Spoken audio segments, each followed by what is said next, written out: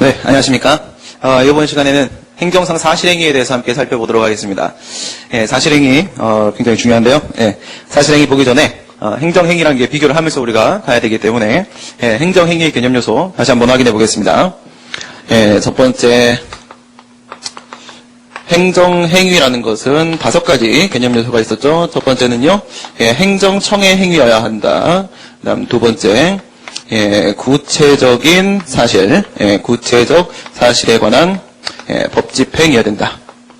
구체적 사실에 관한 법 집행이어야 되고, 다음 세 번째, 이제 공법행위여야 하며, 공법행위여야 되고, 그다음에 네 번째, 권력적 단독행위여야 되고, 권력적인 단독행위. 제일 중요한 게 5번째죠. 5번째 보시면, 국민의, 여러분들 완전히 외우셔야 됩니다. 국민의 권리 의무에 대한 직접적인 영향이, 직접적 영향을 미치는 행위가 된다. 이렇게 봤었습니다. 행정청이라는 건, 이것은 행정소송법 2조 2항에 따르게 되면 행정청은요, 작용법상 행정청이었습니다. 그래서 광의의 행정청을 말한다. 광의의 행정청에는 기능적 의미의 행정청도 포함된다라고 봤었죠. 공무수탁사인이나 그다음에 기타 공법상 법인도 역시 포함될 수 있을 겁니다. 그런데 두 번째, 구체적 사실에 관한 법 집행은 이제 구체적 사실에 대한 문제, 법 집행에 대한 문제 나왔었고요. 구체적 사실에 관한 문제다. 구체적 사건성을 얘기했었습니다. 그래서 행정입법은 행정행위가 아니라고 했습니다. 행정입법은 일반적 추상적 규율은 행정행위에 해당하지 않고 나머지는 전부 다 행정행위에 해당한다고 했었죠. 그래서 개별적 구체적 규율 역시도 행정행위고 뿐만 아니라 개별적 추상적 규율, 일반적 구체적 규율 역시도 행정행위에 포함된다고 했습니다. 그럼 이제 법집행이라는 것은요. 이것은 행정작용이어야 된다는 말이죠. 뭐는 안 된다? 사법작용으로서 법 선언작용 안 되고 입법작용으로서 법 제정작용은 여기 포함되지 않는다고 했었습니다. 그다음 이제 공법행위라는 것은요. 사법의 근거를 둔 사법행위, 사법의 근거를 둔 사법행위는 행정행위가 아니라고 했었습니다. 그다음 이제 권력적 단독행위, 권력적 이거 좀 신경 써보세요. 사실행위 얘기하면서 권력적이라는 건 뭐라고요? 우월적 지위였습니다. 우월적 지위, 그죠? 행정청이 하는데 행정청이 우월적 지위에서 행위를 한 것이어야 되지 무엇은 아니다. 대등한 지위에서 행한 행위는 행정행위가 아니라고 했었고요. 단독행위라는 것은요. 이것은 일방적인 결정이다. 그거죠? 일방적 결정이지 의사 합치를 요하지 않는다라고 했었습니다. 그다음 여기서 이제 국민 나누시고 그다음 권리의무에 대한 직접적 영향 나누시고 이렇게 나왔었습니다. 국민이라는 것은요. 외부적 행위여야 된다. 외부적 행위. 외부적 행위여야 되지 내부적 행위는 안 된다. 그래서 뭐 권한 위임이라거나 내부 위임이라거나 아니면은 뭐 소방서장의 동의나 동의 거부 이런 것들은 내부적 행위이기 때문에 행정행위가 아니라고 했고요. 이 권리의무에 영향을 미친다라는 것은요. 이건 이제 법적 효과를 동반한다는 것이죠. 권리의무의 법률관계에 영향을 미친다. 법적 효과를 동반한다. 그래서 법적인 행위는 해당 사항이 있지만 사실행위 이겁니다. 사실행위는 해당 사항이 없다. 이거죠. 요거 이제 가지고 우리 같이 보도록 하겠습니다.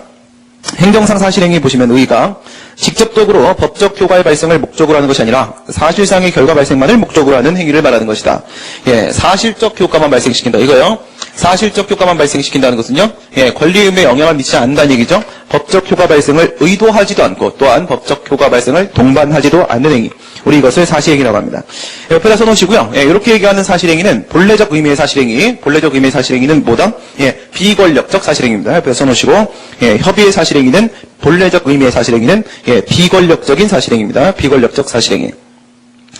이제 종류를 보시게 되면 우리가 앞서서도 얘기를 하면서 권력적 사실행위라는 것들이 계속 등장을 해왔었습니다. 그래서 권력적 사실행위라는 것하고 그다음 본래적 의미의 사실행위인 비권력적 사실행위하고 이렇게 두 가지로 구분이 됩니다. 구별 기준을 보시게 되면 권력성 유무에 따라서 이거요. 권력성 유무, 권력성 유무에 따라서 사실행위의 경우에 있어서도 권력적 사실행위하고 비권력적 사실행위로 나눠진다. 옆에다 이렇게 써놓으시기 바랍니다. 권력적 사실행위의 정의로부터 우리가 비교 기준을 한번 잡아보시게 되면 공권력 행사의 실체를 가지는 경우 공권력 행사의 실체를 갖냐 그렇지 않느냐 사실행위는 사실행위인데 사실행위라는 것은요 어떠한 집행행위가 개입되어 있을 수 있다 이거예요. 사실행위인데 공권력 행사의 실체를 가지게 되면 이것을 우리가 권력적인 사실행위다 이렇게 얘기를 해요. 공권력 행사의 실체를 가지게 되면 우리 이것을 권력적 사실행위다. 그렇지 않은 경우에 있어서 비권력적 사실행위 이게 바로 뭐다? 본래적 의미의 사실행위는 이 비권력적 사실행위입니다. 이게 본래 의미, 협의의 사실행위는 여기에 해당합니다. 그래서 양가로 2번에 보시게 되면 권력적 사실행위란 행정 주체가, 물론 이제 행정 주체는 보이지 않기 때문에 국가나치자체 누가 대신합니까? 행정기관이 대신하죠. 행정기관이 대신하는데 외부적 관계에서의 행위는 행정청이 하죠. 행정청이라고 보시면 되고요. 행정 주체가 우월적 지위에서, 우월적 지위다 이거죠. 우월적 지위다, 권력적 성격을 띈다 이런 말이에요. 우월적 지위에서, 즉 권력적 행위로서 하는 행위, 공권력 행사의 실체를 갖는 사실행위가 바로 권력적 사실행위다 이겁니다. 그러면 권력적인 행위, 우월적 지위에서 하는 행위, 어떠한 강제력을 미치는 행위, 이게 바로 권력적 사실행위인데요. 어떤 것들이 있는지 한번 보도록 할까요? 대집행 실행, 대집행 실행. 행정 대집행에 나와 있는 거죠. 행정 대집행. 행정 대집행은 어떻게 구성된다? 행정 대집행. 첫 번째, 계고처분제, 계고처분. 그 다음에 영장 통지, 그 다음에 대집행 실행, 그리고 비용 징수. 행정 대집행은 이렇게 4단계로 이루어지게 됩니다. 이 중에서 요거 말하는 거죠. 대집행 실행. 그래서 행정 대집행은 4단계로 이루어지는데 그 중에 가장 중요한 것 3단계 대집행 실행이 권력적 사실행의 특징을 지닌다는 거. 그 다음 이제 압류 등장하고 있습니다. 압류라는 것은요, 강제징수죠. 강제징수. 이건 이제 위법권 충분에 대해서 철거 명령을 했음에도 불구하고 그 의무를 이행하지 않을 때 이 같은 이제 대집행이 이루어지는 것이고, 여기서는요, 과세 처분을 했음에도 불구하고 그에 따른 납세 의무를 이행하지 않을 때, 이럴 때 독촉, 그리고 압류, 이것도 4단계로 이루어집니다. 압류, 그 다음에 공매, 청산, 이게 4단계로 이루어지는데 이 중에 이게 바로 권력적 사실행위예요.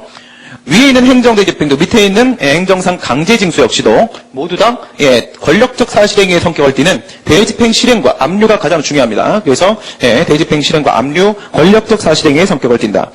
전염병 환자 강제격리는 뭡니까? 전염병 환자 강제격리는 요거는 이제 즉시강제죠. 즉시강제. 행정상 즉시강제 얘기하는 겁니다. 행정상 즉시강제. 목전에 닥친 급박한 위해 제거의 필요가 있을 때, 그 다음에 의무를 부과할 시간적 여유가 없을 때, 그 다음에 사전에 의무를 부과해서는 그 행정 목적을 달성할 수 없을 때 행해지는 즉시강제. 전염병 환자의 경우에 있어서는 강제적으로 서울대학교 병원에다가 격리를 시키게 되죠. 화재 진압 시의 가옥 파괴, 이건 이제 소방기본법에 이렇게 되어 있습니다. 가옥 파괴라는 것은 불이 난 집, 그리고 그 불이 난 집 옆에 있는 집이죠. 화재가 번질 수 있는 그 옆에 있는 집을 소방서장이나 소방본부장은 그것을 파괴시킬 수 있습니다. 그래서 가옥 파괴 역시도 불이 난 상황이니까 목전에 닥친 급박한 위해가 존재하고 있고 즉시강제에 해당합니다. 즉시강제. 가로 배회를 하고 있는 광견의 사살, 미친 개가 길거리를 돌아다니고 있다라고 하게 되면 이때 시간이 없습니다. 시간이. 그렇죠? 그래서 사전에 그 광견의 주인을 찾아서 이 광견을 죽여라라고 명령을 하기에는 시간이 없죠. 그래서 역시 즉시강제에 해당합니다. 음란 비디오물의 압수, 음란 비디오물 같은 경우에 이제 우리가 어떻게 기억하면 되냐면 은닉재산, 이런 식의 류로 여러분들이 보시면 됩니다. 은닉재산의 류로 보시면 돼요. 그래서 은닉재산 같은 경우에 이런 경우는 뭐예요? 음란 비디오물에 대해서 판매하지 마라라고 명령을 하게 되면 이 음란 비디오물을 숨겨서 다른 데 가서 또 판매를 하겠죠. 그래서 이럴 때는 바로 압수를 해야 됩니다. 그렇죠? 그래서 음란 비디오물 압수도 즉시 강제에 해당합니다. 즉시. 불법 게임물 수거 폐기는 음란 비디오물과 똑같이 보시면 되겠고, 그다음 경찰관의 무기 사용. 우리 이제 경찰관의 무기 사용은요, 경찰관의 유형화된 직무 행위들, 직무 조치는 어디 나와 있느냐면 경찰관 직무집행법에 있습니다. 이제 이 경찰관 직무집행법은 즉시강제의 일반법이다. 우리가 이렇게 배우거든요. 즉시강제 일반법이다 이렇게 배워요. 여러분께 뒤에 가시게 되면은 행정상 즉시강제 테마에서 즉시강제에 대한 내용들을 다시 배우게 될 텐데. 무기 사용은 경찰관 직무집행법 4조의 근거를 두고 있고요. 4조의 근거를 두고 있고, 이거 역시도 뭐다? 즉시강제다 이겁니다. 즉시강제. 경찰관의 분사기 사용 이렇게 있는데, 분사기뿐만 아니라 등까지 포함시킬 수 있어요. 등은 이제 최루탄입니다. 그래서 뭐 가스총이라거나 아니면 가스 이제 분사기 같은 경우들, 그리고 최루탄까지도 이것도 역시 뭐에 해당한다? 이것도 즉시강제에 해당을 하게 됩니다. 즉시강제. 그다음 경찰관의 흉기 소지 여부 조사. 요건 이제 불심 검문의 일종이에요. 불심 검문의 일종. 요건 이제 강론 가갖고 경찰법 가시게 되면 우리가 이제 다시 배우게 되는데, 불심 검문이라는 게 있습니다. 불심 검문. 불심 검문이라는 것은 경찰관 직무집행법 3조의 근거를 두고 있는데, 이거 이제 경찰관이 거동 불심자가 이제 가고 있으면은 이 사람이 정말로 거동 불심자인가에 대한 의심을 해소하기 위해서 그 사람에게 이야기를 청취하는 과정, 그것을 우리가 불심 검문이라고 하는데, 이건 이제 첫 번째 정지를 시키는 방법이 있고, 그죠? 우선 질문을 할 수 있는 상태에 두는 겁니다. 이동이 없는 질문을 할 수 있는 상태에 두는 정지가 있고, 그리고 나서 질문을 하게 됩니다. 의심을 해소하기 위한 질문을 하게 되고, 그러면서 만약에 그 해당 장소에서 불심 검문을 하는 것이 원칙이지만 당해 장소가 만약 이 거동 불심자 당해자에게 당해인에게 불이익한 경우에 있어서는 동행 요구를 할 수 있습니다. 경찰 관서에 가서 이야기합시다. 이렇게 동행 요구할 수 있고, 또한 경찰관이 만약에 불심 검문을 하면 질문을 하는데 그 상대방이 범인이 맞다 이거요. 범인이 맞는데 품속에 무엇을 칼이나 이와 같은 흉기를 가지고 있을 수 있습니다. 그럼 경찰관이 위험에 처하겠죠. 이럴 때를 대비하기 위해서 흉기 소지 여부 조사, 흉기 소지 여부 조사라는 소지품 검사를 하게 되는데, 이 같은 이제 소지품 검사, 요거는 즉시 강제로 보는 학설이 있고, 행정조사 중에서 강제조사로 보는 학설이 있습니다. 즉시 강제로 보는 학설이 있고, 강제조사로 보는 학설이 있는데, 이게 이제 최근에는 강제조사설, 이게 다수설입니다. 그래서 강제조사에 해당하고, 그 다음에, 강제조사도 이제 권력적 사실행위예요. 뒤에 이제 행정조사에서 우리가 배우게 될 거고, 영업소 폐쇄 조치, 영업소 폐쇄 조치는 식품위생법 75조 1항에 근거해서 영업소 폐쇄 명령을 했는데 그 명령을 따르지 않는 경우에 있어서 강제적으로 또 직접 공무원이 폐쇄 조치를 할 수가 있습니다. 이것도 뒤에서 실효성 확보 수단, 의무 이행 확보 수단에서 배우게 되는데, 강제 집행 수단 중에 하나로서 직접 강제, 가장 침입적이고 가장 강력한 방법인 직접 강제에 해당하는 게 바로 영업소 폐쇄 조치입니다. 그 다음, 도로상의 공작물 제거 조치. 이것은 이제 도로교통법에 근거해서 행해지는 직접 강제입니다. 직접 강제. 그래서, 도로상에 공작물을 이렇게 쌓아두거나 설치하면 안 되는데, 도로상에다 이런 걸 설치해놨다. 이런 경우에 있어서는 상대방한테 이것을 치우라고 명령을 할 수도 있고, 그 사람이 현장에 없는 경우에는 경찰관이 직접 치워버릴 수 있습니다. 직접 강제에 해당하고, 그 다음에 단수 조치나 단전 조치의 경우에 있어서는 이것은 위법 건축물을 사용할 수 없도록 만들기 위한 것으로서 공급 거부라는 의무이행 확보수단, 뒤에서 배우는 의무이행 확보수단 중에 하나에 해당합니다. 행정법은 이렇게 앞과 뒤가 연결이 된다고 했어요. 그래서 뒤에를 여러분들이 들으시고 꼭 다시 한번 처음부터 복습을 해주시기 바랍니다. 그러면 두 번째 들을 때 여러분들의 이해도가 굉장히 많이 달라져 있는 것을 느끼시게 될 겁니다. 정리하도록 하겠습니다. 동그라미 1번은 행정대집행, 동그라미 2번은 강제집행이고요. 그 다음에 동그라미 3번, 4번, 그죠? 3번, 4번, 5번, 6번, 7번, 그다음 8번, 그다음 9번. 9번이 없네요. 10번입니다. 바로 10번. 9번이 없죠? 10번. 그래서 3번, 4번, 5번, 6번, 7번, 8번, 10번. 여기까지가 뭐다? 즉시강제고요. 즉시강제. 11번이 강제조사입니다. 행정조사로서 강제조사고, 그 다음 12번, 13번, 두 개가 직접강제고, 그 다음에 14번, 15번, 이게 바로 공급거부인데, 전부 다 뭐라고요? 전부 다 공권력 행사의 실체를 가지는 권력적 사실행위에 해당합니다. 권력적 사실행위. 옆에다 이렇게 하나 써놓도록 하겠습니다. 권력적 사실행위가 만약에 여러분들 이제 등장을 하게 되면, 문제에서 권력적 사실행위가 등장을 하면, 권력적인 사실행위, 권력적 사실행위가 등장하면은 항상 논점이 이 세 개입니다. 첫 번째, 항고쟁송, 행정쟁송에 있어서 대상적격이 인정되는가? 왜 그렇죠? 행정행위면은 처분이라고 봄에 있어서 아무런 이견이 없는데, 우리 이제 처분에 대한 개념에는 행정행위와 똑같이 보는 일원론, 실제법적 개념설이 있고, 행정행위와 처분을 달리 보는 이원론, 쟁송법적 개념설이 있는데, 어느 견해를 따른다고 할지라도, 만약 그것이 행정행위면 처분으로 봐서 행정소송의 대상으로 삼는 데 있어서 아무런 이견이 없습니다. 그런데 이건 뭐다? 법적 행위가 아니라 사실행위죠. 어쨌든 사실행위입니다. 그렇죠? 그래서 우리 아까 행정행위의 개념 징표 중에서 5번째 법적 행위일 것을 요하는데 법적 행위가 아니라 사실행위이기 때문에 과연 이게 행정소송의 대상으로서의 처분이냐 아니냐 이런 문제가 생기겠죠. 이게 사실행위이기 때문에 행정소송의 대상으로서의 처분이냐 아니냐 이런 문제가 생기고요. 그다음에 두 번째는요, 행정소송의 측면에서 보시게 되면 협의의 소익에 문제가 생깁니다. 협의의 소익. 우리 알기 쉬운 행정법에서 여러분들 협의의 소익이 뭐라고 했어요? 그 같은 소송을 제기할 만한 실익이 있는가, 구체적인 이익이 있는가 없는가 이런 문제인데요. 왜 이런 문제가 생기냐면 취소 소송이라는 것은 취소는 뭐예요? 처분의 효력을 제거하는 겁니다. 효력을 소멸시키기 위한 형성소송입니다. 형성소송인데 권력적 사실행위의 경우 여러분 보시게 되면 어때요? 대집행 실행, 예, 강제 철거를 들어가요. 철거 뭐 2시간이면 끝납니다. 2시간. 압류한데 뭐 30분도 안 걸립니다. 그죠? 전염병 환자 강제 격리 1시간이면 끌어다가 가둬버릴 수 있겠죠? 가옥 파괴, 예, 뭐 파괴하는데 뭐 1시간이나 걸리겠습니까? 광변 사살, 예, 총 쏴갖고 죽여버리는데 걸리는 시간은 예, 몇 초도 걸리지 않습니다. 압수, 예, 뭐 10분도 안 걸리겠죠? 다 어떤 거예요? 무기 사용, 총을 빵 쏘면 1초도 안 걸립니다. 그죠? 예, 이 집행행위가 종료돼 버리는 순간, 여기서 처분성을 인정한다고 하더라도, 종료돼 버리는 순간 그 처분의 효력이 소멸돼 버리잖아요. 처분의 효력이 소멸돼 버리니까, 예, 더 이상 취소를 제기할 만한 실익이 없죠. 효력을 제거하기 위해서 제기하는 소송인데, 효력이 이미 소멸해 버린다는 거예요. 그죠? 그래서 협의의 수익이라는 문제가 생긴다. 권력적 사실행위의 어떤 특징? 단기간에 예, 종료되는 특징 때문에 그렇습니다. 단기간에 종료되는 특징 때문에. 그 다음에 세 번째 논점이 뭐로 등장하냐면 집행정지에 대한 논점으로 등장합니다. 이거는 왜 등장하냐? 여기서 집행행위가 종료되죠. 예, 그래서 뭐 관견을 쏴서 죽였다. 그냥 쏴주기에는 집행행위가 금방 종료돼버려요. 예, 강제철거행위가 금방 종료돼버려요.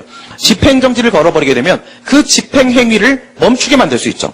멈추게 만들게 되면 집행의 종료를 막을 수 있고, 집행의 종료를 막게 되면 처분의 효력 소멸을 막을 수 있습니다. 즉 다시 말해 처분의 효력을 유지하기 위해서, 예, 처분의 효력을 유지하기 위해서 집행정지가 필요해집니다. 지금부터 이제 등장하게 되는 법적 성질은 바로 사실행위임에도 불구하고 행정소송이나 행정심판의 대상으로서 무엇인가 아닌가, 예, 처분인가 아닌가, 이게 바로 이제부터 논의하게 되는 법적 성질입니다. 예, 아래 보시면 문제점. 행정쟁송의 대상으로서 행정처분인가? 예, 행정소송의 중심은 뭐죠? 취소이죠, 취소? 예, 행정심판은 모두 다 처분을 대상으로 해요. 그렇죠? 그러니까 처분이냐 아니냐 이런 문제가 생기는데, 긍정설하고 수인하명설 이렇게 한번 비교해 보도록 할게요. 예, 긍정설은 뭐라고 하냐면 뭐 이름이 긍정설이네요. 그죠? 네. 처분이다라는 얘기죠. 처분이다. 예, 처분이다라고 하는데 어떻게 해서 처분이다라고 하냐? 우리 이제 처분은 무엇이냐라고 했을 때 학설이 첫 번째 일원론은 어떻게 보느냐? 예, 여기서부터 여기까지가 바로 예, 처분이다. 여기서부터 여기까지가 처분이 너무 길죠, 그렇죠? 여기까지는 처분이 아니에요. 여기까지가 처분이에요. 그 다음에 두 번째 이원론. 예, 이원론은 여기서부터 여기까지가 처분이다. 이렇게 봐요. 왜 똑같은 처분인데 이렇게 길이가 다르다고 했죠? 왜 다르다? 예, 행정행위랑 비교하는 거라고 했어요. 행정행위.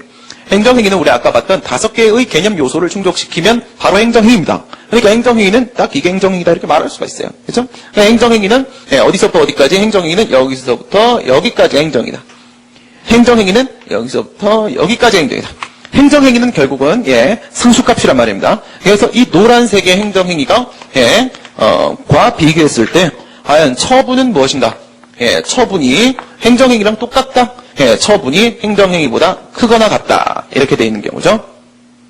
여기서 말입니다. 긍정설은 뭐라고 하냐면 우선 이 입장을 취해요. 이 입장을 취해서 예, 쟁송법적 개념설이죠. 쟁송법적 개념설을 취해서 처분이라는 것은 쟁송법적 개념인데 우선 권력적 사실행위는 사실행위니까 행정행위는 아니다 이거야. 행정행위는 아니다 이렇게 와요. 행정행위는 아니다 이렇게 보고 그러면 노란색에 해당하는 행정행위는 아닌데 여기 이 부분이죠. 이 부분. 우리 이제 행정소송법 2조 1항 1호에 보시게 되면 이거를 뭐라고 하고 있냐면 예, 그 밖에 이에 준하는 행정작용, 예, 그 밖에 이에 준하는 행정작용이라고 하는 그 부분 얘기하는 겁니다. 이 부분 얘기하는데 여기를 일반적으로 뭐라고 부르냐면 형식적 처분 영역이라고 부릅니다. 형식적 처분 영역, 즉 처분의 영역 중에서 행정행위가 아닌 영역이 바로 형식적 처분 영역, 그 밖에 이에 준하는 행정작용이에요. 권력적 사실행위가 여기 포함된다라고 보는 견해입니다. 예, 권력적 사실행위는 여기에 들어간다. 이게 긍정설의 입장이에요. 긍정설의 입장.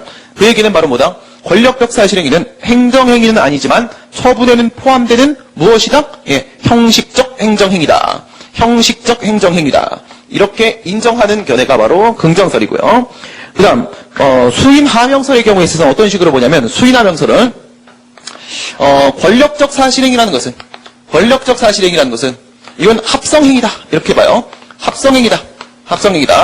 예, 합성행위로서 무엇과 무엇이 포함되어 있냐면 예, 수인하명이라는 것과 그 다음에 물리적인 집행행위가 결합된 것이다. 그죠? 근데 여기서 이것은 바로 우리가 알고 있는 바로 자기부자기 급부수인 의무를 부과하는 하명 행정행위가 맞다. 그리고 이것은 이제 비권력적 사실행위다. 요거는 이제 비권력적 사실행위다. 그런데 이건 단순한 집행행위이기 때문에 의미가 없다 이렇게 봐요. 의미가 없다. 의미가 없고 따라서 결국 권력적 사실행위는 수인하명이다 이렇게 봅니다. 수인하명이다. 권력적 사실행위는 수인하명이다 이렇게 보는 거네요. 그러면 권력적 사실행위가 뭐가 돼요? 행정행위가 되는 거죠. 행정행위가 돼요. 그래서 부정설의 경우에 있어서는 일원론의 입장, 수인하명설의 경우에 있어서는 일원론의 입장을 취합니다. 그래서 처분이라는 것은 실체법적인 개념이다. 실체법적 개념설의 입장을 취하고, 실체법적 개념설의 입장을 취하고, 그리고 나서 행정행위이기 때문에 여기에 포함된다. 여기에 포함되는 것이다. 이게 바로 수인하명설입니다. 얘가 바로 수인하명설이고, 그 다음에 부정설은 뭐냐? 부정설은 사실행위는 처분이 될 수 없다. 이렇게 간단히 보는 거네요. 부정설의 입장은 그렇습니다. 판례 나와 있는데 판례 우리 조금 보완하도록 하겠습니다. 판례가 약간 좀 부족한 면이 없잖아요. 위에다가 이렇게 좀 써놓으세요. 대법원은 권력적 사실행위로 보이는 단수 조치의 처분성을 긍정하였으며 대법원은 권력적 사실행위로 보이는 단수 조치의 처분성을 긍정하였으며 헌법재판소는 됐습니다. 여기까지죠. 헌법재판소는 교도소장의 서신 검열 행위가 권력적 사실행위이면서 이것은 행정수행의 대상인 행정처분이 맞다라고 판시했습니다. 그래서 대법원을 좀 추가했습니다. 대법원은 명시적으로 권력적 사실행위가 처분이라고 판시하지 않았어요. 그런데 대법원은 우리 아까 봤죠? 공급거부로서의 단수 조치는 권력적 사실행위 성격을 띈다고 했습니다. 여기 이견이 없어요. 그래서 권력적 사실행위로 보이는 권력적 사실행위로 파악되는 단수 조치가 처분이라는 전제하에서 본안을 진행했습니다. 그렇기 때문에 처분성을 긍정을 한 것으로 파악이 되고 그 다음에 헌법재판소는 교도소장의 서신 검열행위라는 권력적 사실행위를 명시적으로 행정처분이라고 판시를 했습니다. 그래서 판례는 긍정설의 입장을 취하고 있고요. 검토. 우리도 이제 긍정설의 입장을 취하는데 뒤에 가고 우리 소송법을 배우다 보면 이 입장이 맞다 이렇게 배우거든요. 이 입장이 이렇게 맞다. 이쪽이 통설이에요. 이 입장이 맞다 이렇게 배워요. 그러니까 우리가 뒤에 가서 이 입장을 취할 거면서 여기서 이 입장을 포기하면 여러분들은 앞에서 작용법을 배울 때 따로 외우고 뒤에서 소송법을 배울 때 또 따로 외우고 이건 말이 안 되는 거죠. 그렇죠? 자신의 기준은 하나로 일관되게 통일을 시켜야 됩니다. 우리 이 입장 취할까요? 이 입장을 취할 건데 그러면 우리가 긍정설이냐 이거죠. 긍정설이냐. 이걸 취하게 되면 긍정설이 돼버리죠. 긍정설의 사실 입장은 아닙니다.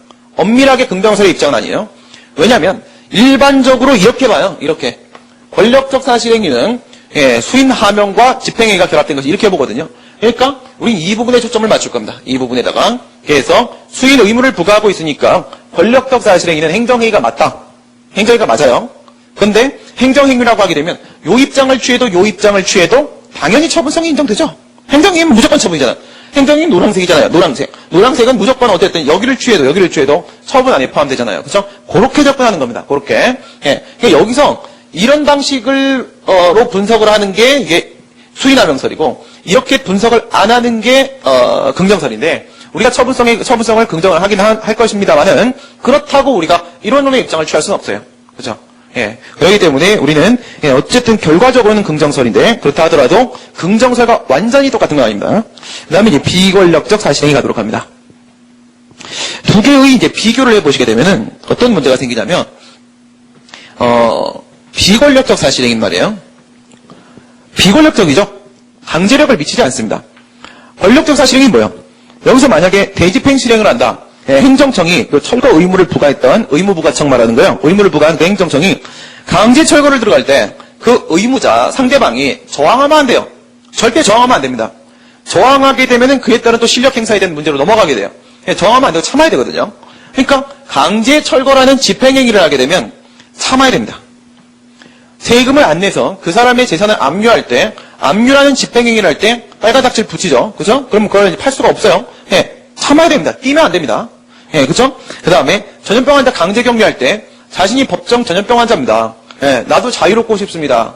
나의 신체의 자유를 보장하라. 이거 말이 안 되는 소리예요. 왜? 얘의 자유를 보장하는 순간 다른 사람들이 전부 다 전염병에 걸려요. 그죠? 얘도 질질 끌려갈 때 참아야 합니다. 그죠? 화재 진압 시 가혹하게 우리 집에 불이 났습니다. 불이 났는데 우리 집 불났는데 안 그래도 잿더미 될 거예요. 잿더미 될 건데 이건 만약에 옆집까지 다 불이 옮겨 붙도록 우리 집 파괴하지 마. 할 수 없습니다. 파괴라는 집행행위를 할 때 참아야 됩니다. 이게 바로 권력적 사실행위예요. 그러나 비권력적 사실행위는 아래에 있는 내용을 한번 보세요. 공권력 행사의 실체를 갖지 않는 사실행위입니다. 이게 본래적 의미의 사실행위예요. 그죠? 근데 내용 보시면 어떠냐? 도로공사, 행정지도, 폐기물 수거, 관용차의 운전, 도로 청소, 육교 설치. 관악구가 청소차를 끌고 다니면서 물을 뿌려가고 도로를 청소해요. 뭐 우리가 참고 말고 뭐 할 거 있습니까? 그런 거 없죠. 그죠? 이건 정말 순수하게 사실행위입니다. 순수한 의미의 사실행위라고도 합니다. 본래적 의미의 사실행위, 순수한 의미의 사실. 육교를 설치하는데 그거 뭐 어쩌라고요? 그죠? 어떤 법적인 의미가 따로 있는 게 아니죠. 그죠? 그냥 폐기물 수거하는데 관악구에서 뭐 이제 용역 업체를 이용할 수도 있고 뭐 용산구 같은 경우에는 직접 합니다. 직접 하고 대부분의 지방자치단체는 이제 용역 업체와 도급 계약을 통해서 쓰레기를 치우게 되는데 쓰레기 치우는 거 어쩌라고요? 우리가 뭐 참고 말고 이런 문제가 없는 거죠. 그죠? 치워주는 건데 그걸 뭐 참아야 된다. 이런 개념이 아니고요. 도로공사, 웅덩이가 펑폐어갖고 도로를 공사를 하는데 그걸 메우는 작업을 하는데 우리랑 관계없습니다. 행정지도 한번 보겠습니다. 행정절차법 한번 펴보시고요. 행정절차법. 행정절차법 48조 1항입니다. 48조 1항. 48조 1항 보시게 되면 행정지도는 그 목적 달성에 필요한 최소한 정도에 그쳐하면 이건 뭐 비례 원칙이고 뒷부분에서 행정지도는 상대방의 의사에 반하여 부당하게 강요할 수 없다라고 되어 있습니다. 강요할 수 없다. 상대방의 임의적 협력을 전제로 하는 것이다 이거예요. 임의적 협력을 전제로 한다. 상대방이 어떤 의무를 부과한다? 전혀 의무를 부과하지 않는다 이거예요. 권리 의무와 아무 관계 없다 이거예요. 단순한 지도, 권고 행위에 지나지 않는다는 겁니다. 그렇다면 이것은요, 법적인 행위가 아니죠. 사실행위입니다. 그게 우리한테 어떤 의무를 부과함이 없는데, 그죠? 뭘 참고 말고 할 것도 없습니다. 여기 뭐 집행행위도 없지 않습니까? 그죠? 이거는 단순한 사실행위입니다. 48조 1항. 48조 1항. 그러면 이런 비권력적 사실행위로 인해서 일정한 경우에는 권리 침해에 준하는 상황이 발생할 수가 있어요. 그죠?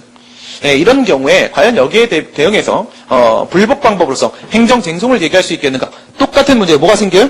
대상적격 문제가 생기죠.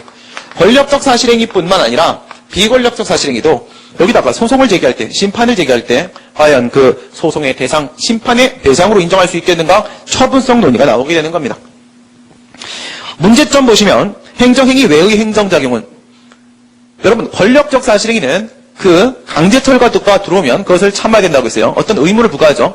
비권력적 사실행위는요. 아무런 의무를 부과함이 없죠. 이거는 어떻게 봐도 행정행위가 아닙니다. 이건 어떤 견해를 가지고 접근해도 행정행위가 아니거든요. 행정행위 외의 행정작용. 행정행위가 아닌 행정작용인데 과연 처분에 포함될 수 있겠는가? 이거에 따르면 어떻게 돼요?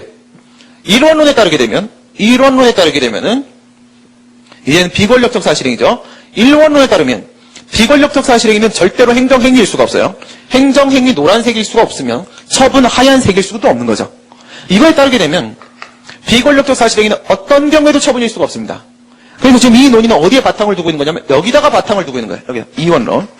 이원론의 근거에서 봤을 때 과연 형식적인 처분 영역 내에 포함될 수 있겠는가? 형식적 처분 영역은 여기죠. 여기 형식적인 처분 영역 안에 뭐가 포함될 수 있겠는가? 그 밖에 이에 준하는 행정작용 안에 비권력적인 사실행위도 포함될 수 있겠는가? 이 문제입니다. 그 문제가 바로 형식적 행정행위 인정 여부 이 같은 논의로 들어가게 되는 것이죠. 위에서 권력적 사실행위에 대한 문제는 이처럼 이원론의 입장을 가지고 논의했던 건 무슨 설이었어요? 긍정설이었습니다. 긍정설. 그랑 한번 비교를 해보시고 학설 보시면 긍정설. 국민의 실효적 권리구제를 위해서 항고 소송인데 쟁송으로 바꾸겠습니다. 심판까지 포함시켜서 쟁송으로 바꾸겠습니다. 항고 쟁송의 대상을 확대해서 인정할 필요가 있다. 그러니까 비권력적 사실행위도 위법할 수 있어요? 이게 소송의 대상이 돼서 소송의 본안 판단에 들어갈 수 있느냐 없느냐를 떠나서 말이에요. 떠나서 이것도 역시 행정작용은 맞잖아요. 행정행위 외의 행정작용이잖아요. 그렇죠? 행정작용이 맞죠? 행정작용은 뭐에 적용을 받느냐? 법치행정의 원칙, 법률 우위 원칙에 적용을 받죠? 그러면 법에 위반되면 위법입니다. 위법이 될 수 있어요. 위법한 비권력적 사실행위를 행했을 때 이것도 역시 권리구제 방법을 만들어줘야 되지 않겠느냐. 그런데 우리 행정소송법에 따랐을 때 이 같은 비권력적 사실행위에 대한 불복 방법으로서 가장 적절한 것이 바로 항고소송이다. 그러니 항고소송의 대상을 조금 더 확대해서 인정을 해줄 필요가 있다. 이렇게 본 납설인데 그 얘기는 뭐예요? 형식적 행정행위를 인정한다. 비권력적 사실행위를 형식적인 행정행위로 인정을 하자. 이런 거네요. 부정설의 입장은 항고쟁송이라는 것은 공권력 행사를 대상으로 하는 것이다. 권력적인 공법관계에서의 불복 방법이 바로 항고쟁송이죠. 그럼 공권력 행사를 대상으로 하는 거다. 권력적인 문제다. 그리고 형성적 쟁송, 즉 취소심판과 같은 형성적 쟁송의 경우에 있어서는 그것이 뭐여야 돼요? 권리의 의미에 영향을 미치는 법적 행위에 되죠. 이건 본래적 의미의 사실행위죠. 절대로 법적 행위가 아니죠. 그러면 상대방이 아무런 법적인 의미의 권리 침해를 발생시킨 적이 없는데 이거를 취소 소송의 대상으로 삼아주게 되면은 그래 위법할 수 있겠지. 위법할 수 있겠지. 그러면 위법하면은 취소 판결을 내려주는 게 그게 취소이니까 위법할 수는 있을 거야. 위법해서 취소 판결이 나오면 어쩔 거냐 이거야. 좋아? 이거죠. 뭐가 좋아? 취소 판결이 나와봐야 그 행위가 위법하다는 것을 확인하는 것에 지나지 않는다. 너는 이건 사실행위이기 때문에 권리 침해를 받은 적도 없고 취소 판결을 받는다고 해서 권리 회복이 되는 것도 아니다. 그렇다면 그 취소송은 결국 형성적 쟁송이 아니야. 형성소송이 아니라 이제 그건 단순히 위법성만 확인하는 확인소송이 돼버린 거 아니냐 이거야. 단순한 확인소송이 돼버린 거 아니냐. 예, 그렇다면은 취소의 본질을 형성소송으로 보는 판례와 통설의 입장에 반하게 되는 거 아니냐. 그래서 비권력적 사실행위의 처분성을 인정할 수 없다라고 보는 견해가 바로 부정선입니다. 판례 보시면요. 여러분 행정지도가 뭐라고 있어요? 행정절차법 48조 1항에 따르게 되면 아무런 강제력을 미치지 않는다라고 비권력적 사실행위라고 봤습니다. 행정지도는 전기공급 불가 회시 이게 당시 행정지도로 나온 건데 비권력적 사실행위는 항고송의 대상이 되는 처분이 아니라고 봤어요. 원칙적으로 부정선의 입장을 취한 거죠. 그런데 그 다음에 보게 되면 행정처분과 같은 외형을 갖추고 있어서 상대방이 이를 행정처분이라고 인식할 정도라고 하게 되면 상대방이 행정처분이다. 나의 권리가 침해된 것 같다. 라고 느낄 정도라고 하면 그 불이익이나 불안감을 제거하기 위해서 처분성을 인정할 필요가 있다라고 보고 있죠. 그러니까 예외적으로 처분성의 범위를 확대시키고자 하는 그런 취지의 판례입니다. 근데 말이에요. 이 같은 문제가 구체적인 상황을 제가 한번 제시를 해드려보면 지금부터 한 10년 동안은 제가 말씀드리는 것 이상의 문제가 안 나올 겁니다. 어떤 문제가 있냐? 1번 비권력적 사실행위로서 행정지도가 등장할 수 있고요. 그 다음에 두 번째 신고인데 신고. 여러분 행정절차법 40조 한번 보세요. 행정절차법 40조 한번 보세요. 행정절차법 40조입니다. 40조 1항에 보시게 되면 법령 등에서 행정청에게 일정한 사항을 통제함으로써 의무가 끝나버리는 신고를 규정하고 있는 경우에 이러고 있죠. 그러니까 본래적 의미의 신고는 무엇이다? 우리 앞에서 배웠죠. 신고는 원래 의미가 자기완결적 신고죠. 대표적인 케이스가 바로 건축신고였었고요. 그러면 건축신고를 하게 되면 그 자체로서 바로 법적 효과가 발생하고 나는 건물을 지을 수 있는 권리가 인정이 됩니다. 그럼 행정청이 그것을 수리를 하든 수리 거부를 하든 아무런 의미가 없죠. 법적인 의미가 없죠. 그런 게 바로 뭐예요? 사실행위죠. 아무런 법적 효과를 동반하지 않습니다. 행정청의 수리나 수리 거부는. 그죠? 자기완결적 신고에 대한 이거예요. 자기완결적 신고. 자기완결적. 원래 의미의 신고가 자기완결적 신고니까 자기완결적 신고에 대한 수리 거부. 수리 거부. 수리는 이제 특히나 신고는 그것이 거부됐을 때, 접수가 거부됐을 때 문제가 되는데 과연 이거 처분이냐? 이런 거예요. 그다음 이제 세 번째 이제 뒤에서 우리가 의무이행 확보 수단을 배우는데 거기 가면 이런 게 있어요. 쪽팔리게 하는 게 있어요. 쪽팔리게. 그러니까 성매수자의 경우에 있어서 성매수자. 이제 좀 이제 사회가 이제 그만큼 진보하는 거죠. 그러니까 80년대까지만 해도요. 성매매를 하면 누구에게만 죄가 성립된다고 봤어요. 성을 판 여성은 죄가 성립이 되는데 남자는 죄가 성립이 안 된다고 봤었습니다. 그때까지. 지금은 그렇죠. 양쪽 다 죄가 성립이 된다고 보죠. 그때까지만 뭐냐면 이제 남성 우월주의였습니다. 그래서 남자는 그 성욕을 참을 수 없다. 성욕을 참을 수 없고 여자는 성욕을 참을 수 있는데 왜 안 참았냐. 이런 식이었어요. 그래서 지금은 그렇지 않죠. 그러면 성매매자에 대해서 그 인터넷이나 그죠? 정보통신망이나 일간신문 또 간보 등에다가 이 사람이 성매매 한 사람이다. 이 사람이 성범죄를 저지른 자이다. 이 사람이 고액 세금 체납자이다. 이런 것들을 공개함으로써 일반 공중에게 알려줌으로써 창피하게 만드는 거. 이게 더 이상 그런 짓 하지 마라. 라는 의미에서의 의무이행 확보 수단 중에 하나예요. 그죠? 이런 위반 사실 공표. 위반 사실 공표. 이게 만약에 나는 성매매를 한 적이 없어요. 그죠? 제가 딱 얼굴을 봐도 성매매를 안 하게 생겼죠? 성매매를 한 적이 없어요. 그런데, 내 이름이 올라갔어. 그럼 저는 이제 강의를 못 합니다. 그죠? 뭐 저딴 새끼 하나 있어. 이렇게 되는 거죠? 강의를 못 해. 아유, 이거 왜 그러십니까? 나는 그런 적이 없는데, 착오로 지금 제 이름을 여기 명단에 포함시킨 거 아닙니까? 이럴 때, 어떤 방법으로 불복을 해야 되냐 이거예요. 어떤 방법으로.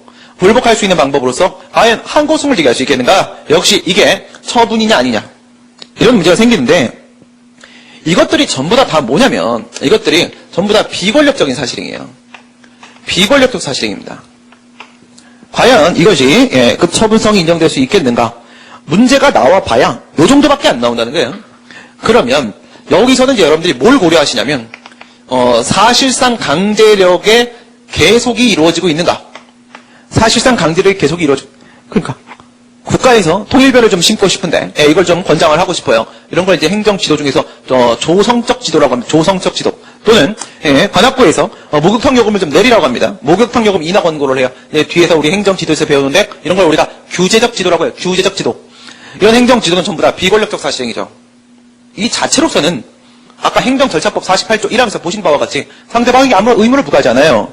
그러니까 이건 처분이 아니에요. 행정행위도 아니고. 근데 이게 한두 번 오는 게 아니야. 공무원이 맨날 찾아와. 맨날 찾아와갖고 너 계속 말 안 들으면 불이익한 조치가 나올 수 있는데 그런데 라고 하면서 사람 미치게 만듭니다. 그만하게 만들어야겠죠. 당신 지금 이런 짓 하면 그 위법한 행위입니다. 그만하십시오. 말 안 듣죠, 공무원이. 그죠? 이걸 막을 수 있는 법적인 장치가 필요한데 항고소송밖에 없다 이겁니다. 이럴 때 사실상 강제력의 계속이 미치고 있는 경우라고 하게 되면 이것은 실제로 권리침해에 준하는 상황이 발생했다라고 봐서 예외적으로 이거의 처분성을 인정시키자. 형식적 행정행위로 인정하자. 이렇게 보는 거예요. 그 다음 자기완결적 신고에 대한 수리 거부. 이것도 불안함이죠. 불안함. 너 불이익한 조치할 거야. 여러분 행정절차법 48조 2항 보세요. 2항에 뭐라고 돼 있나? 행정지도를 따르지 않았다라고 해서 불이익한 조치를 할 수 없도록 돼 있습니다. 그럼에도 불구하고 계속 불이익한 조치를 할 거야. 너한테만 불이익 줄 거야. 너 가만두지 않을 거야. 막 이렇게 얘기하면은 불안해지죠. 방금 여러분 판례에서 뭐라고 했나요? 그 같은 불안과 불이익을 제거하기 위해서 예외적으로 처분성을 인정시킬 수 있다라고 했죠. 그죠? 그런 의미예요. 이것도 똑같습니다. 똑같아요. 자기완결적 신고에 대한 수리 거부. 이건 어떤 경우야? 건축신고를 판례가 이렇게 보죠. 건축신고를 했어요. 적법하게. 그럼 난 건축권이 있습니다. 있는데도 불구하고 행정청이 잘못 알아가지고 건축신고가 제대로 안 된 줄 알고 있어요. 그럼 내가 건축을 개시해버리게 되면 나는 엄연히 건축권이 있기 때문에 건축하는 건데 우리 집 짓는 건데 행정청은요 이거를 신고도 안 한 무신고 건축물, 불법 건축물이네 이래가지고 여기다 철거 명령을 하고 이행강제금을 막 부과하고 벌금을 부과하고 막 이래버릴 거 아니겠습니까? 그럼 장래 위험이 생기죠. 장래 불안해진단 말입니다. 장래의 위험. 판례가 이렇게 봅니다. 장래의 위험 방지를 위하여 예외적으로 사실행위인 수리 거부의 처분성을 인정시킨다. 이렇게 봐요. 그 다음 위반 사실 공표. 여러분 이제 쪽팔리게 합니다. 쪽팔리게 해요. 명단을 공표해요. 내가 성매수자라고. 명단을 공표해요. 세금을 안 냈다고. 명단을 막 공표합니다. 이랬을 때 나한테 아무런 권리의무의 영향은 없어요. 그렇죠? 권리의무의 영향이 미친 것은 성매매를 하면 안 되는 그 부분에 있어서 그런 거지 세금을 납부해야 되는 그 부분에 있어서 그런 거지 내 명단을 공표한 것만 갖고 권리의무에 영향 미친 건 없어요. 그러나 항상 위반 사실 공표는 어떤 문제를 동반을 하게 되냐면 인격권, 프라이버시권 침해로의 연결이 될 수가 있어요. 그래가지고 이 부분에 대해서 이렇게 봅니다. 비권력적 사실행위로 보는 게 위반 사실 공표를 비권력적 사실행위로 보는 게 이게 통설이에요.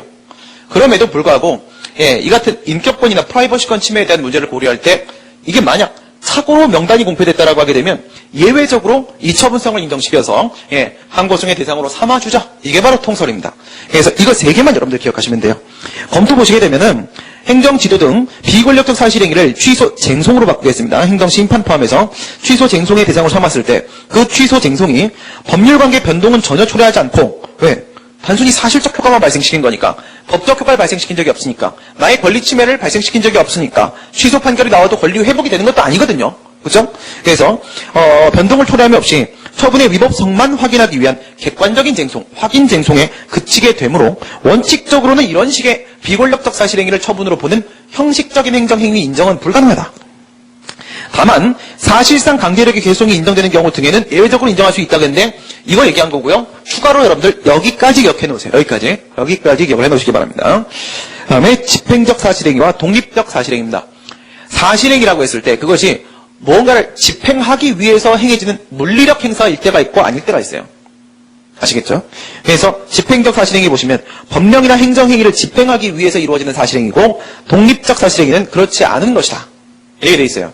근데 이건 여러분들 어렵게 생각하지 마시고 권력적 사실행위는 항상 권력적 사실행위는 법률이나 행정행위를 집행하기 위해서 행해지는 공권력 행사의 실체를 가지는 사실행위이기 때문에 집행적 사실행위는 권력적 사실행위입니다. 권력적 사실행위는 집행적 사실행위예요. 그러나 비권력적 사실행위는 무언가를 집행하기 위함이 아닙니다. 그래서 이거는 단순한 독립적 사실행위다 이렇게 볼 수가 있겠네요. 음악자 3번에 근거와 한계가 보시게 되면 법적 근거 그리고 2번에 한계 있는데 이게 무슨 내용이죠? 우리 앞에서 배웠던 내용이죠? 근거 옆에다가 법률 유보 원칙 문제죠. 법률 유보. 그 다음에 한계는 법률 우위 원칙입니다. 법률 우위 문제죠. 권력적 사실행위의 경우에 있어서는 법률 유보 원칙의 적용을 받기 때문에 법적 근거가 필요하다 이렇게 되는데 잘 보세요 여러분들. 권력적 사실행위입니다. 뭐라고 했죠? 수인 의무를 부과한다고 했습니다.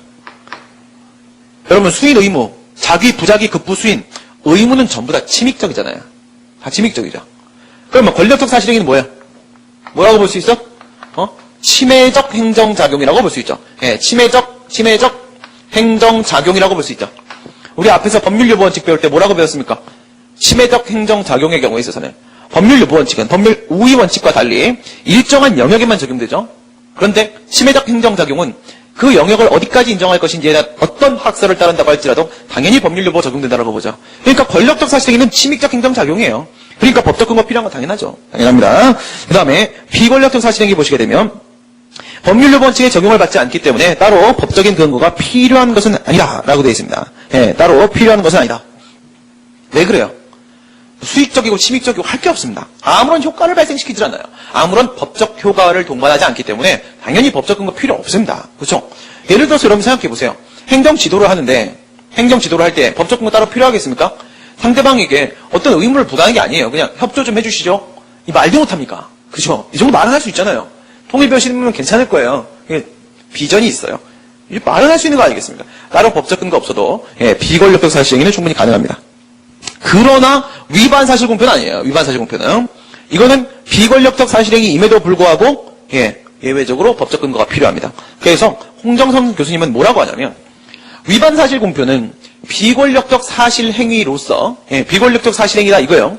그렇다고 하여 법적 근거가 필요 없다고 보는 견해는 찾아볼 수가 없다. 이렇게 얘기합니다. 위반 사실 공표는 비권력적 사실행위이기는 하지만 법적 근거가 반드시 필요하다라고 보는 게 통설이에요. 예외입니다. 예외. 그 다음 한계 보시게 되면 법률 위위 원칙이요. 법률 위위 원칙에 위반하면 안 되죠. 법률 우위 원칙이죠. 우위 원칙.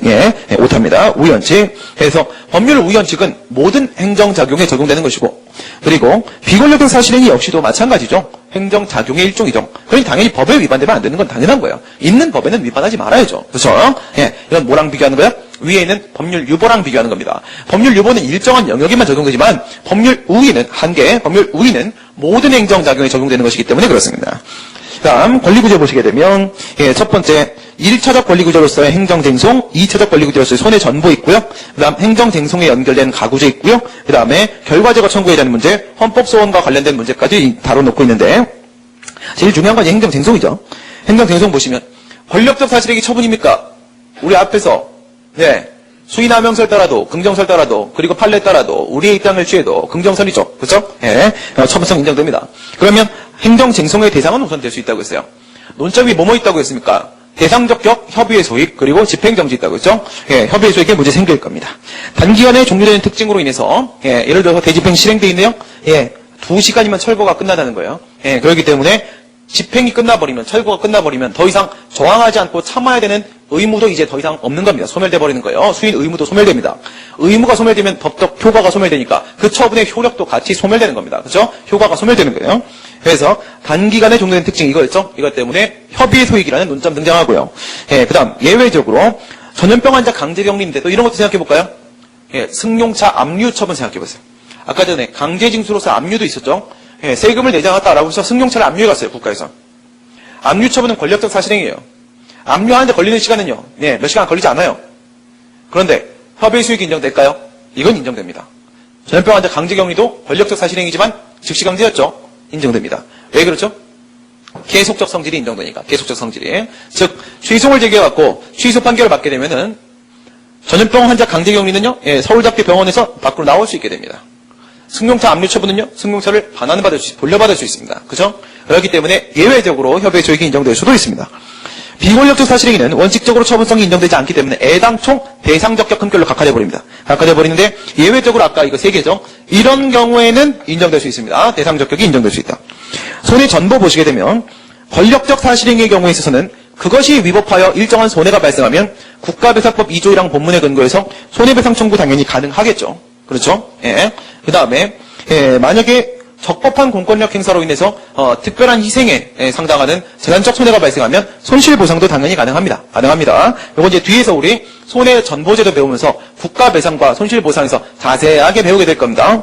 그 다음 비권력적 사실행위 보시게 되면 요걸 조심하셔야 돼요.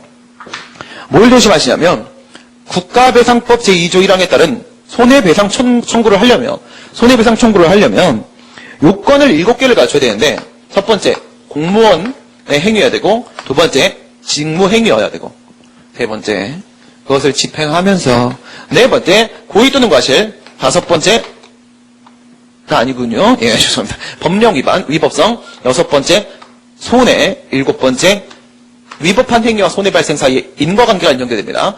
공무원의 직무행위 집행하면서 고의 또는 과실 법령 위반, 손해 인과관계가 인정되어야 돼. 이겁니다. 이거.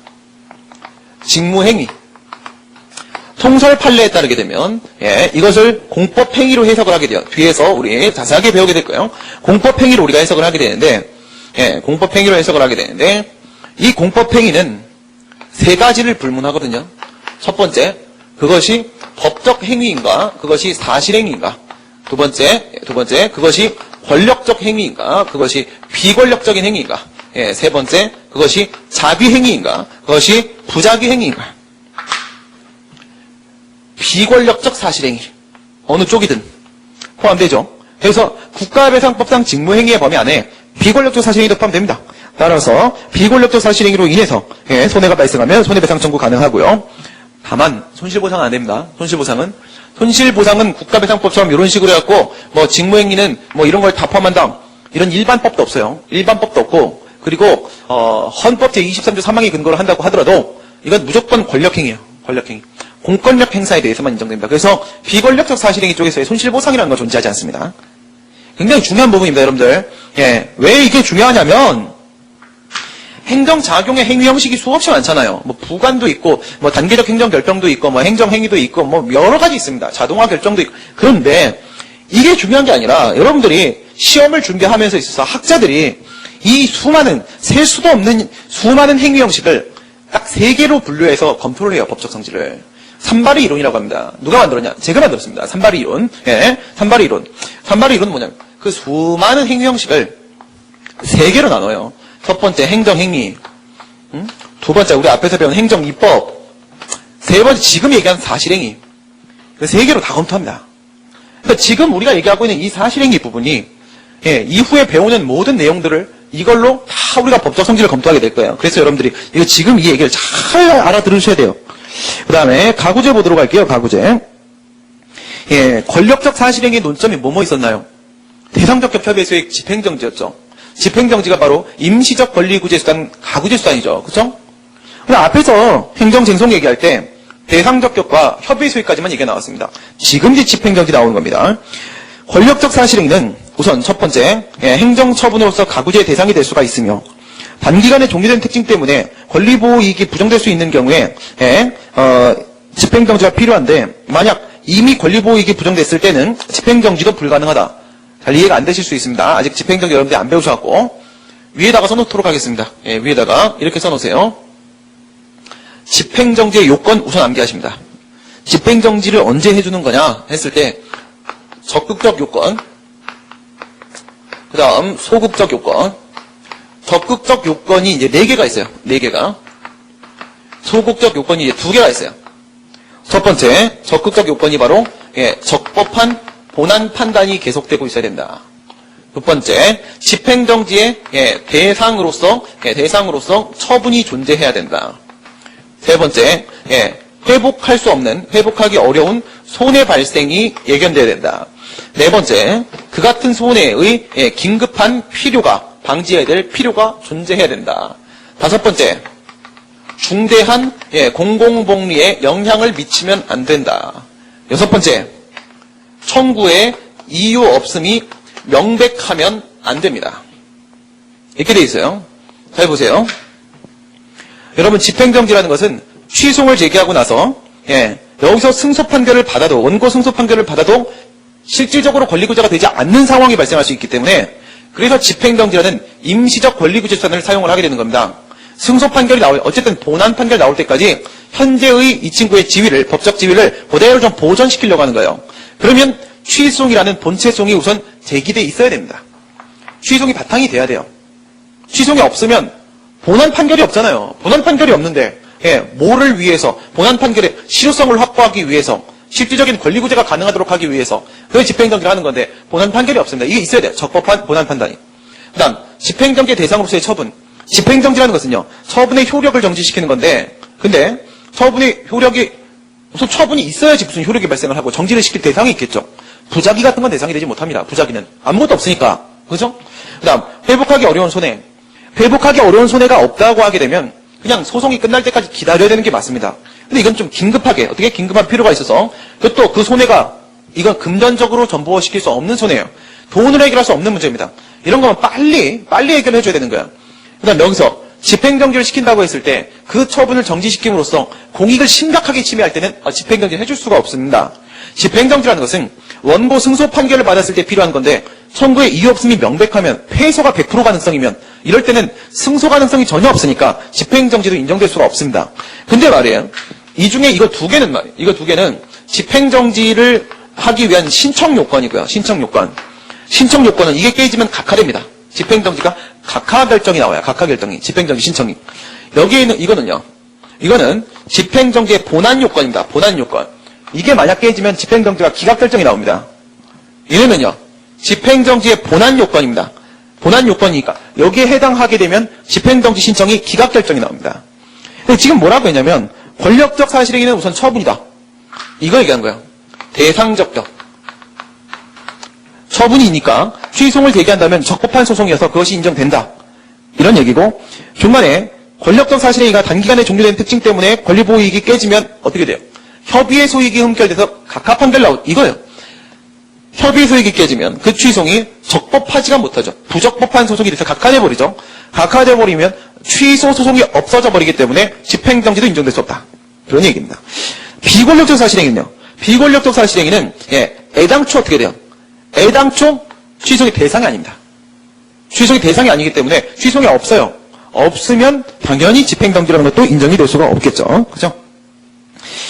결과제거 청구소송과 헌법소는 제가 여러분들한테 다 설명을 드리고 싶지만 지금 설명을 드려도 도저히 이해가 안 되실 거예요. 도저히. 왜 그러냐면 지금 앞에 부분은 쟁송이나 손해정보 가구제는 제가 알기 쉬운 행정법 입문특강에서 여러분들한테 이미 간략하게나마 전체적인 틀을 알려드렸기 때문에 이 정도까지 여러분들이 받아들이실 수 있는데 이건 이제 이해하기 힘드실 겁니다. 그래서 옆에 써놓으세요. 결과제거 청구 옆에다가 공법상 결과제거 청구 테마 가서 그걸 배우고 나서 여러분들이 여기를 보시면 이해가 되실 겁니다. 그 테마와 여러분들이 연결을 시켜서 보실 필요가 있어요. 정말 이제 마음 같아서는 하나하나 말씀을 드리고 싶은데 지금 설명을 드려봐야 여러분들이 이해하기 힘드니까 결과제거 청구 테마 가셔서 그 강의를 들으시고 그 다음에 여기로 돌아오세요. 돌아오시면은 연결시켜 놓으세요. 책에다가. 그래서 돌아오시면 이제 이해가 되실 수 있을 거라고 생각이 됩니다. 사실행위 방금 우리 말씀드린 대로 모든 행위 형식을 이렇게 3개의 산발의 이론을 가지고 설명을 합니다. 설명하기 때문에 사실행위와 관련된 모든 논점들 여러분들 전부 다 체크를 해 놓으셔야 됩니다. 굉장히 중요한 부분이에요. 여기까지 하겠습니다. 지금까지 행정상 사실행위에 대해서 함께 살펴봤습니다. 수고들 많이 했습니다. 수고하셨습니다.